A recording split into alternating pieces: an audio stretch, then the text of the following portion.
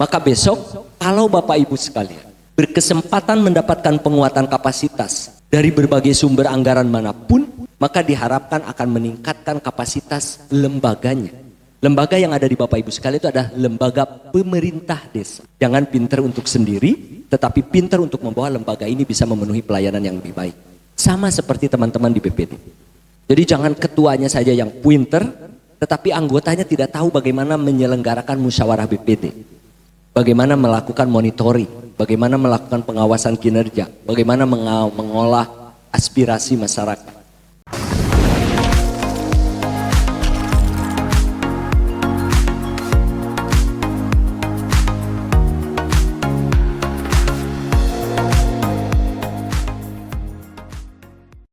Bapak Ibu sekalian, hadirin yang berbahagia, bismillahirrahmanirrahim. Assalamualaikum warahmatullahi wabarakatuh. Selamat siang, salam sejahtera bagi kita semua, sampurasun.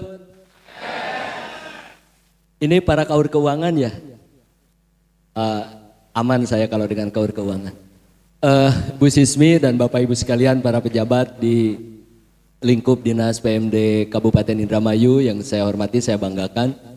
Terima kasih atas kesempatan yang diberikan kepada kami untuk bersilaturahim dengan Bapak Ibu sekalian. Mohon maaf seyogyanya Bapak Kepala Dinas PMD Provinsi Jawa Barat hadir di sini karena beliau juga selain sebagai PJ Wali Kota Cimahi memang jadwal kesibukannya demikian padat. Kemudian di bidang bina desa yang kemarin mendapat disposisi juga dari beliau. Mungkin hari ini lagi di Dieng ini sepertinya jadi satu tim untuk studi banding sekalian refreshing sebelum musim hujannya agak padat. Kalau di Dieng itu seyogyanya memang paling maksimum bulan Agustus kalau Bapak Ibu mau ke sana. Jadi curah hujan belum tinggi, bisa menikmati sejuk di sana, apalagi yang baru pengantin baru. Jadi sekali lagi terima kasih atas kesempatan yang diberikan kepada kami. Mohon izin saya berdiri di depan ya. Ya boleh ya. Baik Bapak Ibu sekalian, terima kasih. Ya? Ya biar akrab.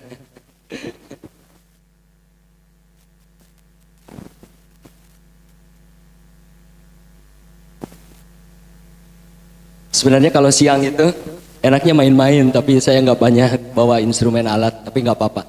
Nama saya Dedi Rustandi, Bapak Ibu sekalian tadi sudah disampaikan. Kalau lihat pulang banyak tukang cukur, itu biasanya jebolan dari Garut alumninya.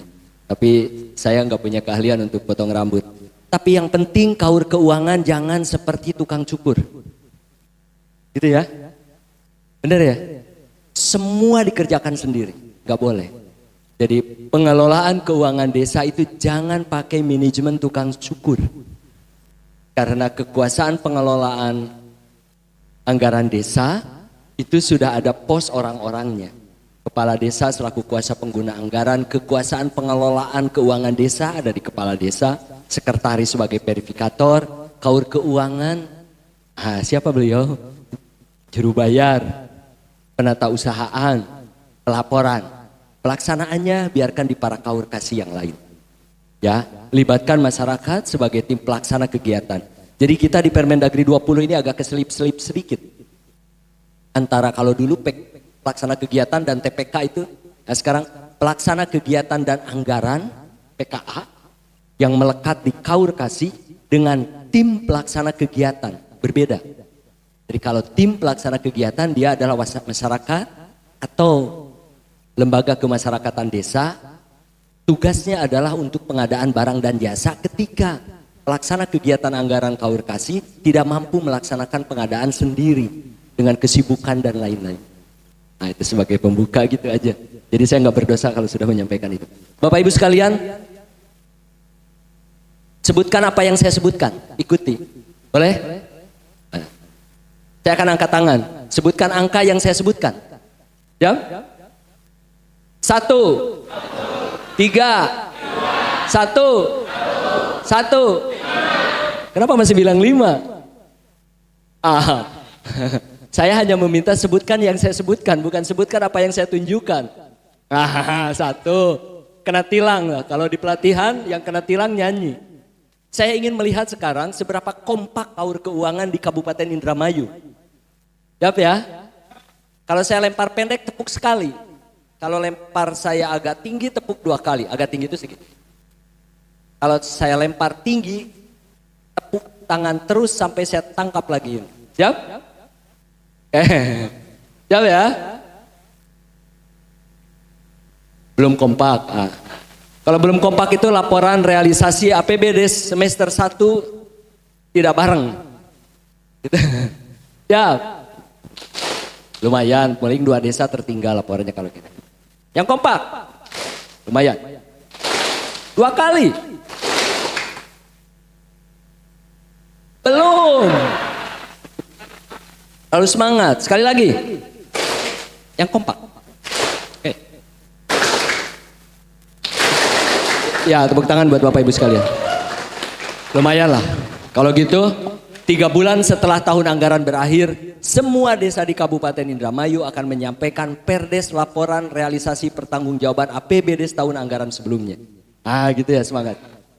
Januari, Februari, Maret, selambat-lambatnya, serendah-rendahnya iman, awal bulan April teman-teman kaur keuangan sudah memastikan perdes laporan realisasi pertanggungjawaban APBD setahun anggaran sebelumnya tersampaikan dalam Siskedes, terkonsolidasikan dalam Siskedes ke kabupaten.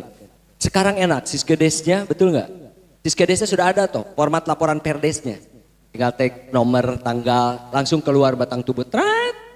Uangnya sudah, yang di laporan konsolidasi tinggal print, tanda tangan Pak Kades, upload Siskedes. Nanti kabupaten akan mengkonsolidasi, lalu disampaikan laporan konsolidasi realisasi pertanggungjawaban APBD 2024 kalau besok.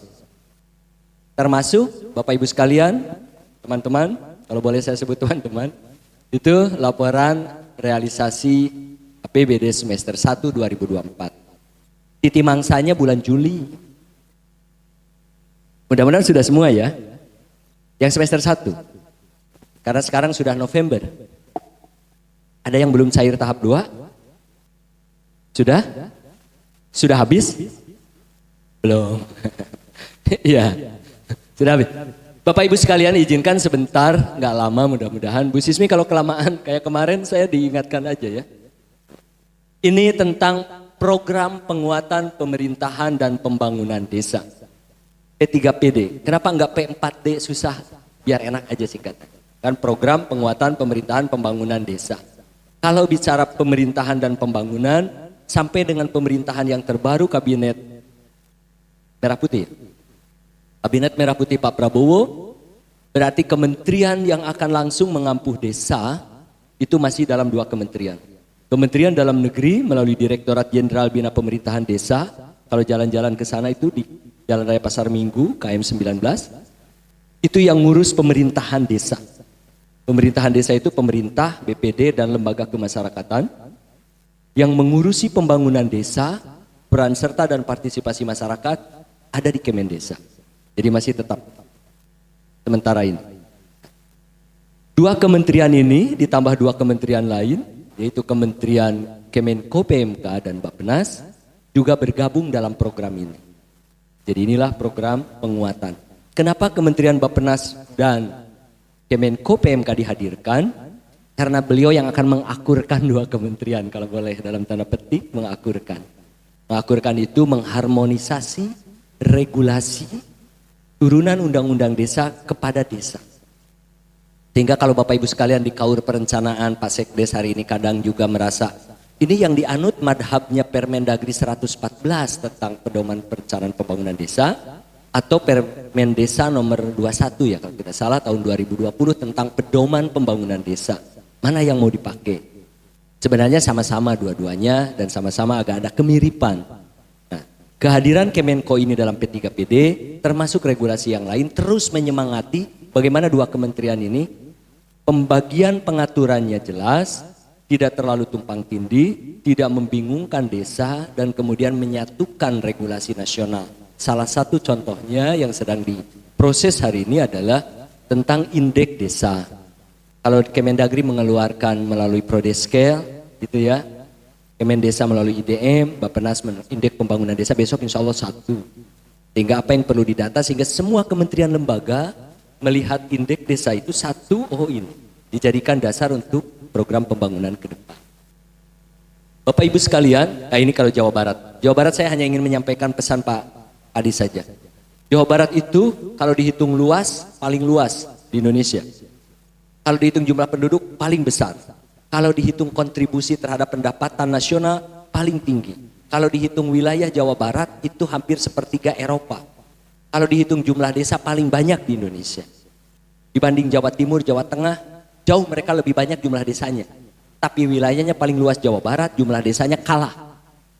Maka tidak heran kalau Jawa Tengah, Jawa Timur dia agak lebih cepat karena jumlah desanya lebih banyak.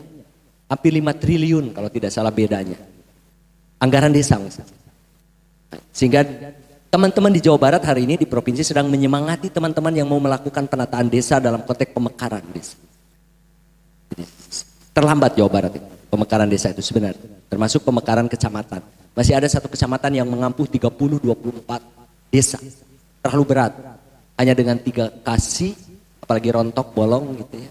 Padahal kecamatan punya peran untuk binwas ke Bapak Ibu sekalian. Termasuk kalau pengajuan DD ya. Kan suka diverifikasi tuh, dapat rekomendasi. Kalau mengampuh 24 desa dengan 1 kasih misalnya, kasih PEM atau 2, antriannya terlalu lama. Ini Jawa Barat. Tapi yang terpenting juga dari Jawa Barat adalah bahwa Bapak Ibu sekalian 72 sekian persen dari 5.300 itu tinggal di desa. Kalau besok kembali Bapak Ibu di Musdes, coba tanya ke warga masyarakat. Siapa dari warga desa kita yang berencana paling cepat bulan ini, paling lambat tahun depan yang akan berpindah dari desa kita? Coba tanya. Dan saya meyakini sedikit mungkin tidak ada warga kita yang berencana untuk pindah dari desa kita. Kalau mencari penghidupan di luar desa kita, banyak.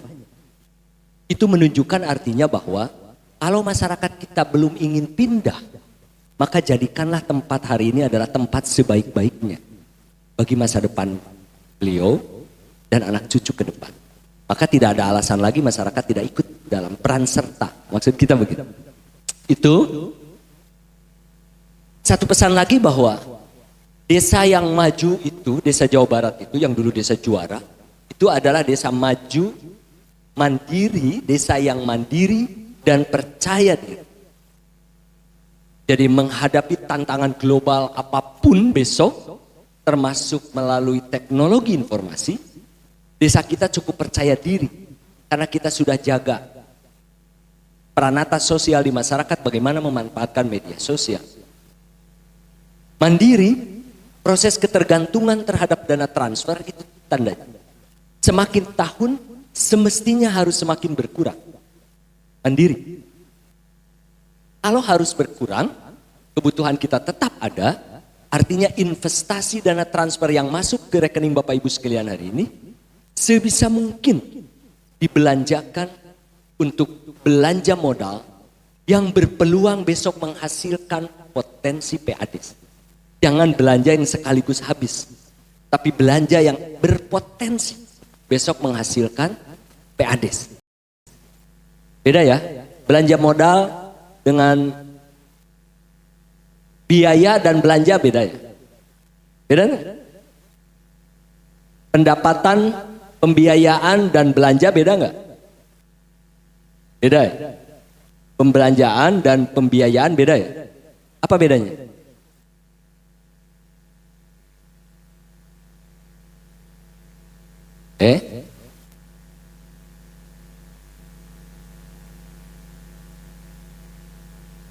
Oke.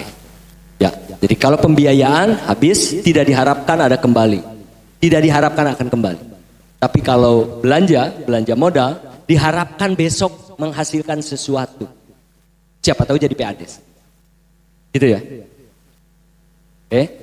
Itu jadi desa yang juara itu adalah desa yang mandiri dan percaya diri. Ada tidak ada dana transfer besok, kita percaya diri bahwa kita bisa membangun. Maka mari kita pikirkan hari ini, Bapak Ibu sekalian sambil menata usahakan laporan-laporan, coba cek belanja-belanja mana ya yang kira-kira berpotensi menghasilkan. Itu ya. Oke, Bapak Ibu sekalian dalam konteks kenapa P3PD ini dihadirkan kemarin Kemendagri. Selain mengisi kekosongan itu Kemendagri kayaknya lama deh absen di Bapak Ibu sekalian, nyaris lupa. bahwa yang mengampu desa itu ada Direktorat Jenderal Bina Pemerintahan Desa dan Kemendagri. Saya kadang agak miris juga. 1 tahun lebih kami turun di Jawa Barat, diturunkan oleh Direktorat untuk mengawal program ini. Kalau ke desa bertanya, sudah perkenalan juga dari Kemendagri Bina Pemdes, selalu lupa dari Kemendesa katanya Bapak. Karena sudah nggak populer. Karena hanya bikin regulasi lempar. Tapi kalau Kemendesa katanya punya uang di Bapak Ibu sekalian. Ya, kenapa hadir P3PD? P3PD ini ingin memastikan dana transfer yang sudah semakin membesar besok dikelola dengan baik dan menghasilkan sesuatu yang lebih baik. Selain bisa dipertanggungjawabkan, tetapi juga dana ini diharapkan bisa dibelanjakan lebih berkualitas. Lebih berkualitas itu dari sisi proses prosedurnya memenuhi ketentuan, dari sisi pilihan-pilihan belanjanya. Itu adalah pilihan-pilihan yang bisa besok diharapkan menghasilkan kontribusi kepada masyarakat, jauhnya menghasilkan kontribusi kepada PNS. Kira-kira itu. Ini Bapak Ibu sekalian ada 3 kementerian tadi saya sampaikan, Kemendagri, Kemendesa, dan kemudian Kemenko PMK. Apa yang menjadi fokus kita di ketiga kementerian ini? Pertama, di Kemendagri yang lebih banyak kami kawal, namanya komponen 1 untuk menguatkan kapasitas kelembagaan desa. Kelembagaan desa, kapasitas kelembagaan itu jauh lebih tinggi dari kapasitas aparatur desa. Sederhananya begini. Pak Sekdes yang pinter, kalau dia tidak bisa membawa serta lembaga pemerintah desanya memberikan pelayanan yang optimal, maka kapasitas kelembagaan pemerintah desanya belum meningkat. Meskipun didukung oleh perangkat yang kapasitasnya memenuhi harapan kita. Maka besok kalau Bapak Ibu sekalian berkesempatan mendapatkan penguatan kapasitas dari berbagai sumber anggaran manapun, maka diharapkan akan meningkatkan kapasitas lembaganya. Lembaga yang ada di Bapak Ibu sekalian itu adalah lembaga pemerintah desa. Jangan pinter untuk sendiri, tetapi pinter untuk membawa lembaga ini bisa memenuhi pelayanan yang lebih baik. Sama seperti teman-teman di BPD. Jadi jangan ketuanya saja yang pinter, tetapi anggotanya tidak tahu bagaimana menyelenggarakan musyawarah BPD. Bagaimana melakukan monitoring, bagaimana melakukan pengawasan kinerja, bagaimana mengolah aspirasi masyarakat.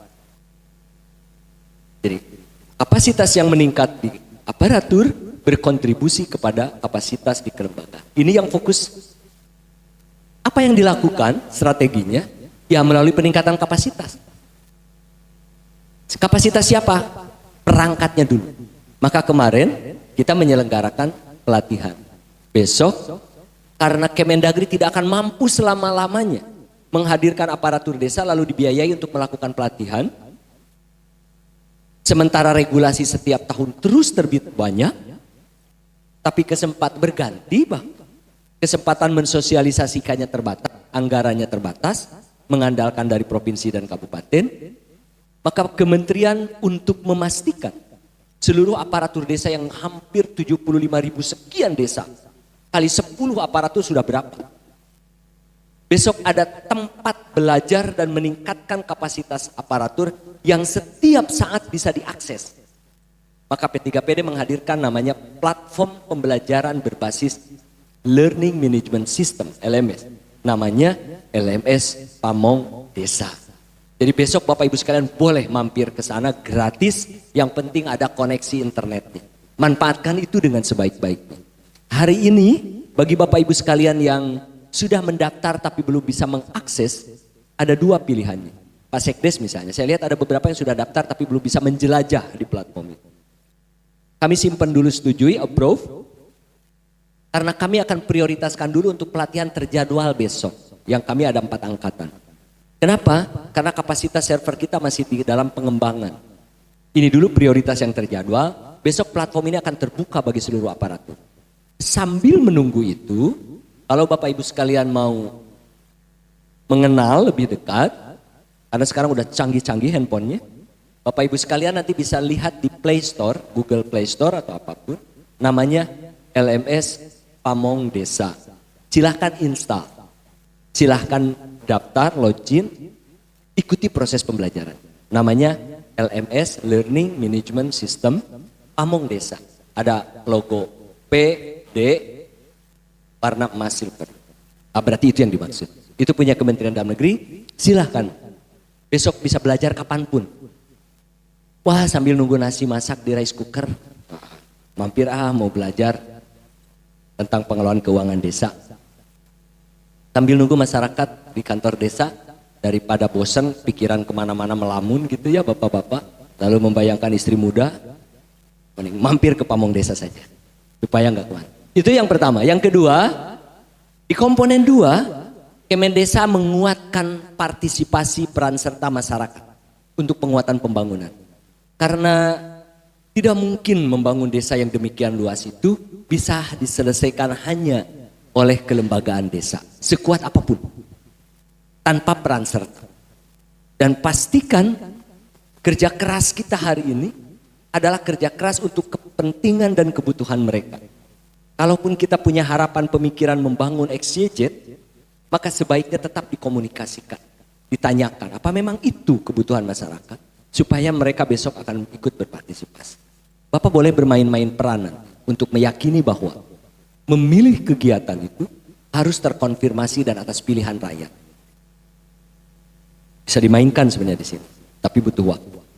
Kalau Bapak suruh menebak 5 kebutuhan saya yang botak ini, Ibu boleh menebak. Tuliskan misalnya 5 kebutuhan saya. Saya akan tuliskan 5 kebutuhan saya. Kalau saya tanya, pasti ada yang berbeda.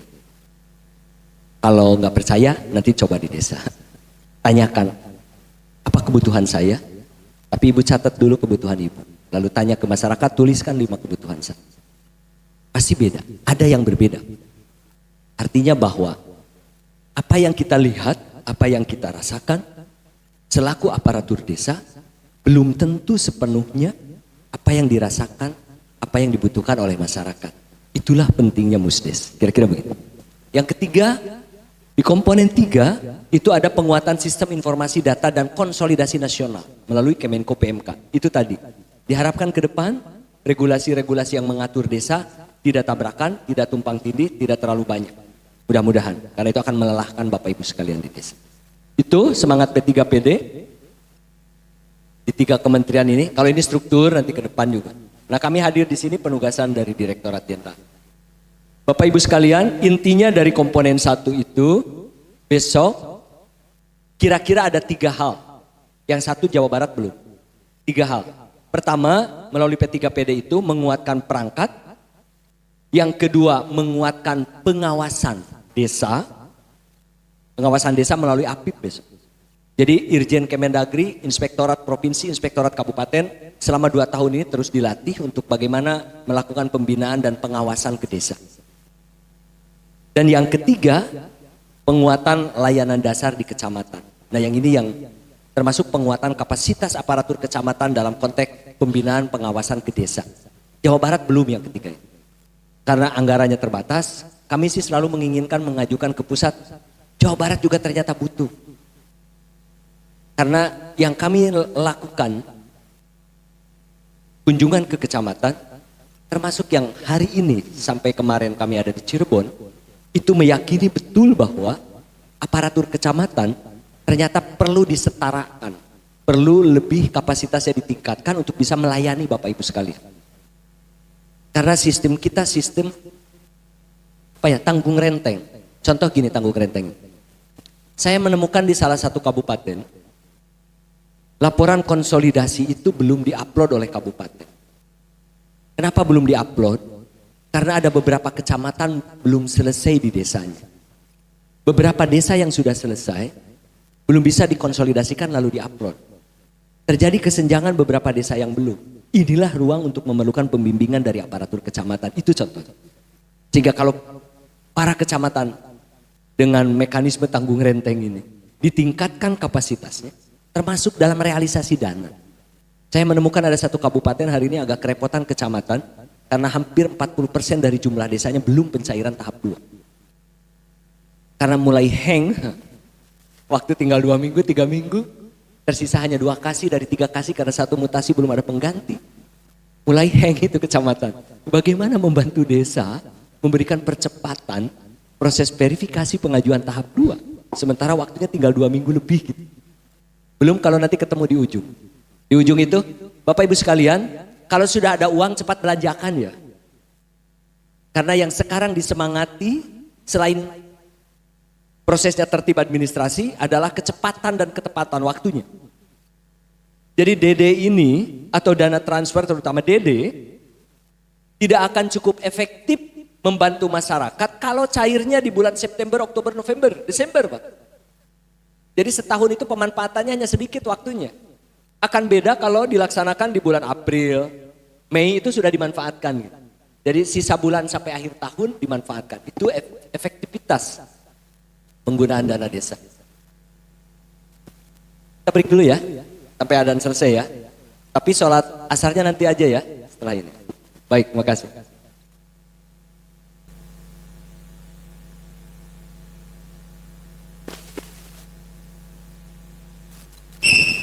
Baik Bapak Ibu sekalian, kita lanjut ya. Sedikit lagi ya. Ya, sedikit lagi ada mungkin ada 100 lembar lagi lah. Ya, tahun 2023 pendekatan kita melalui tatap muka. Tatap muka ada 9 tematik, tetapi di Jawa Barat hanya ada 6. Karena batas desa pelatihan udah selesai di Jawa Barat. Kecamatan udah selesai. Khusus, ada BPD, ada Posyandu, ada PKK, ada kerjasama desa, kita pelatihan tersendiri, termasuk PAD. Ini yang kita dulu di Jawa Barat, yang untuk pelatihan ini pesertanya. Ada di 6 kabupaten, hampir 80% semua desa kita hadirkan dilatih tahun 2023. Sebanyak 1.577 desa, 6.000 peserta, 6 kabupaten, selesai 2 bulan lebih lah. Ini pesertanya, dulu 2023. Pesertanya 4 orang per desa. Semua tema. Kepala desa, BPD, Sekdes, PKK, kalau tema PKK. Kepala desa, Sekdes, BPD, anggota BPD, 4. Dulu semangat kita, dulu hampir nyaris nggak mau itu. Mempertemukan kepala desa dengan BPD dalam satu ruangan, pelatihan bersama. Dulu itu nggak pernah banyak ada yang berani. Kepala desa di Australia latihannya, BPD di Bali, terpisah aja. Sehingga pulang bawa pertanyaan masing-masing. Ketiga PD enggak, dudukan bareng-bareng. Sehingga kalau ada hal-hal yang tidak dipahami, kepala desa tahu ini tusinya BPD, BPD tahu ini tusinya kepala desa, demikian juga. Itu yang kita lakukan. Nah, kalau Bapak Ibu sekalian besok punya anggaran APBD untuk penguatan kapasitas aparatur, jangan sendiri-sendiri ya. Karena tidak terjadi pertumpahan darah ternyata ketika disatukan. Baik-baik saja dan kita bisa dilakukan pelatihan dengan lebih dinamis. Gitu. Dulu kita Jawa Barat ini 200 kelas kita pelatihan. Ini yang kemarin 2024. 2024 kita hanya satu tematik. Pelatihan aparatur desa dasar. Yang dilatih kepala desa, sekretaris desa, ketua BPD, ketua PKK. Baru 4. Lumayan juga kemarin. Kita hanya punya waktu dari tanggal berapa ya? 21 Agustus sampai 3 Oktober. 40 hari. Sesuai masa NIPAS gitu ya. 40 hari. Kami di Jawa Barat harus selesaikan sebanyak 3.182 desa. 12.728 peserta. Kami ada 10 angkatan di 3 tempat, Bogor, Bandung, dan Cirebon. Rata-rata satu angkatannya di 40 kelas, kali 30 orang, 1.200 peserta setiap angkatan kemarin. Karena tidak diundang semua, kemarin lalu kemudian aparatur desa yang lain gimana gitu. Nah, aparatur desa yang lain supaya besok sama frekuensinya, sama kekuatannya, itulah LMS Pamong Desa. Jadi Bapak Ibu sekalian supaya tidak ketinggalan, karena kemarin kan tidak dihadirkan di hotel untuk pelatihan tatap muka. Dihadirkanlah Bapak Ibu sekalian besok melalui tematik. Saya nggak tahu yang hadir di sini semua besok masuk lokasi pilot nggak ya? Mungkin nggak ya. Karena kita tahun 2024 ini yang melalui LMS terjadwal, kemampuannya hanya ada di 1.620 desa untuk 16 kabupaten. Indramayu 70 apa 94 ya desanya. Ini yang Jawa Barat kemarin tatap muka. Kita sudah selesai. Bapak Ibu sekalian, ini angkatan-angkatannya. Ini yang LMS. Jadi LMS itu yang besok Bapak Ibu sekalian, di Indramayu itu ada 107 desa yang ikut LMS untuk perencanaan. 107 desa yang berbeda ikut di materi tema pengelolaan keuangan desa. Pesertanya baru 22 dulu karena kapasitas server. Kalau perencanaan, kaur perencanaan dan ketua LPM. Jadi Bapak Ibu sekalian kalau masuk lokus, besok kami titip segera daftar dalam website LMS Pamong Desa. Syaratnya hanya 2 bagi yang belum. SK penetapan dan email aktif dan nomor handphone untuk konfirmasi. Segera daftar. Kalau masuk lokusnya nanti Bu Sismi pasti sudah share ke Bapak Ibu sekalian. Kalau Bapak Ibu sekalian desanya masuk desa lokus tema perencanaan desa, sekali lagi saya ulang-ulang. Pesertanya adalah kaur perencanaan dan LPM. Boleh ketua, boleh sekretaris, boleh benar. Rata-rata LPM belum pada login daftar. Jadi segera daftar. Kalau lokus Bapak Ibu sekalian adalah desa dengan tema pengelolaan keuangan desa, maka pesertanya kaur perencanaan dan kaur keuangan. Segera daftar. Ya. Ini karena kami melihat di Indramayu itu untuk tema pengelolaan keuangan sampai kemarin malam ya, saya malam tidak update lagi. Sampai kemarin malam Indramayu itu masih ada 11 kaur keuangan dan 21 kaur perencanaan dari daftar desa yang sudah ditetapkan belum daftar. Itu ya. Sementara kita ingin segera membagi kelas. Itu untuk tema pengelolaan keuangan desa terutama yang ada Bapak Ibu sekalian. Jadi pastikan nanti ke Bu Sismi apakah Bapak Ibu sekalian masih lokus dan sudah daftar apa belum. Karena besok Senin akan mulai angkatan 1. Bapak Ibu sekalian di desa yang temanya perencanaan desa untuk Indramayu itu masih ada 17 kaur perencanaan dan 35 LPM yang belum daftar. Sampai kemarin malam tapi ya bukan tadi malam. Siapa tahu desa Bapak Ibu sekalian lokus perencanaan. Meskipun bukan Bapak Ibu sekalian. Gitu ya. Jadi mohon izin ini mohon titip. Mohon titip ke Bapak Ibu sekalian. Ya. Oke. Ini yang titip berkaitan dengan kaur keuangan. Dengan kaur keuangan ini ada KPI. KPI ini dari Kemendagri dititipkan ke P3PD. Sebenarnya itu target regulasi. Target regulasi itu apa yang tadi? Yang terutama yang nomor 1.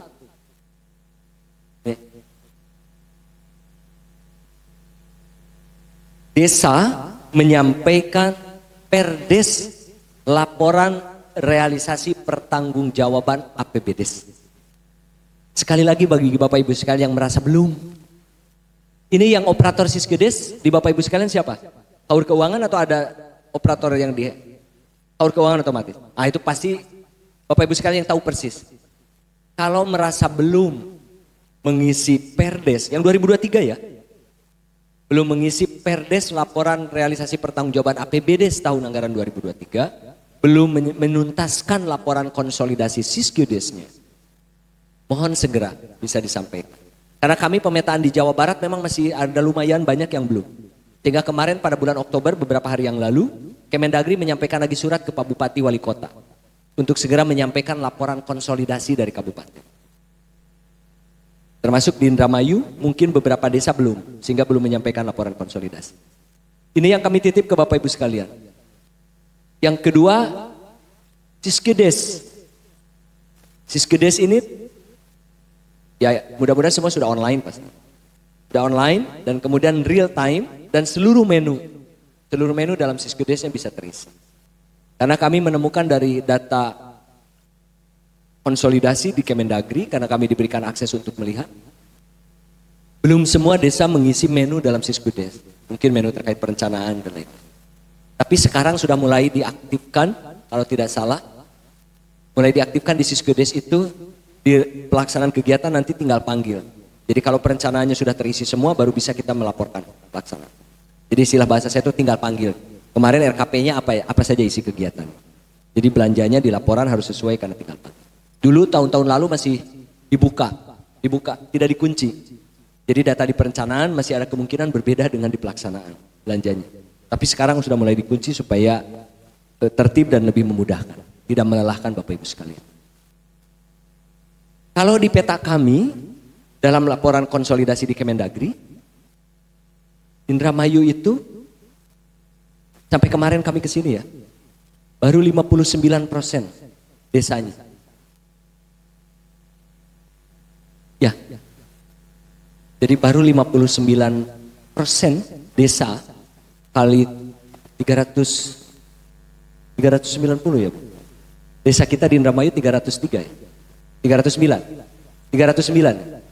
Dari 309 kali 60% aja berarti 180-an. Masih ada 100 sekian desa yang belum menyampaikan laporan Perdes realisasi APBD. Mohon dibantu. 2023 ya, bukan 2002.